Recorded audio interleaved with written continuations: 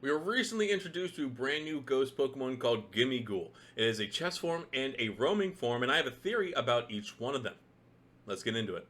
Now, if you haven't seen one of the original trailers, I have a video covering both of them, but I will also drop their links down below in this video as well. This one is the one that actually gives you direct gameplay of the actual Pokemon Gimmighoul. So it's a good introduction of where I want to go with this. So obviously we start off in some ruins and we get introduced to the little chest that is the Gimmighoul chest form, right? It's in a really random place, not easily seen. You have to actually fully explore the area to find the little guy, right? So my theory is that since these are going to be hard to find, it's going to be another searching and collecting kind of quest line like we had in Legends Arceus around Spiritomb and the Diglets in Sword and Shield, just to give a couple examples. Now there's also another style of Pokemon with this, or I guess another version. It is this little guy, the roaming version of Gimmighoul. Now these guys are said to be roaming around all of Paldea. No trainer has been able to catch them before, so it's going to be interesting to see where we're going to end up finding them. I think you kind of see where I'm going with this at this point. Now in the longer video around Gimmighoul being introduced, we have this little folk story that you see here playing, talking about a little girl finding these coins and finding a little Gimmighoul, and along with that, it gets introduced to the chess form Gimmighoul without any coins inside, right? So she starts depositing these coins that she's finding around this haunted mansion, and at the end of everything, when she finally reaches 999 coins and deposits them into the chest with the Gimmighoul inside is said to just start shining with an eerie light. And then all of a sudden, at the end of it, she loses her memory and wonders why she has all these different coins with her. All the coins that she had given to the chest Gimmighoul are now with her.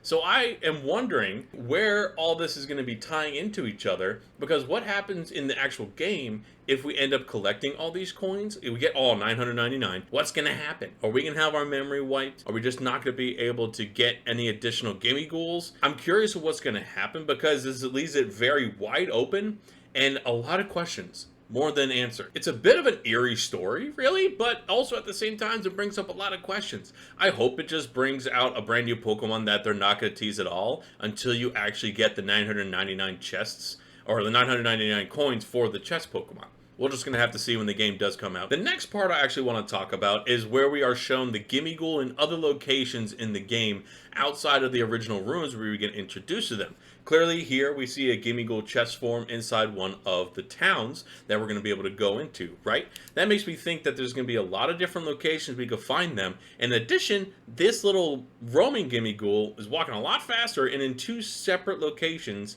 that we're not going to be able to find until into the game, right? So my thought is this really is going to turn into the Spiritomb kind of collecting the shadows that we saw in Arceus. Honestly, I'm excited because I wouldn't be surprised if we have to get 999 total of all these guys. Just how big Paldea is about to be. Along with this new collection theory, I wanted to bring up the actual Pokemon website around the description of Gimmighoul chest form. In this, as a big summary, the Gimmighoul chest form doesn't move a whole lot because it's very heavy. But in addition to that, it's found in a whole bunch of different places, and people actually mistake the Gimmighoul chest form for antiques, take them into their homes, or sell them into antique stores. So they're not just going to be in the overworld, but they're also going to be inside people's homes, in different stores. So you're really going to have to take some time to go and search for these Pokemon, which I find fantastic. It gives us another thing that we can grind with inside of Pokemon Scarlet and Violet, and eventually get to a big goal that we don't know what the outcome is. And honestly, I'm excited to find out what that is going to be. This is along the same lines of the chess Gimmighoul, but these guys are going to be in much more particular spots. So think of like really tiny niche locations inside cracks, on top of hills, on top of mountains, probably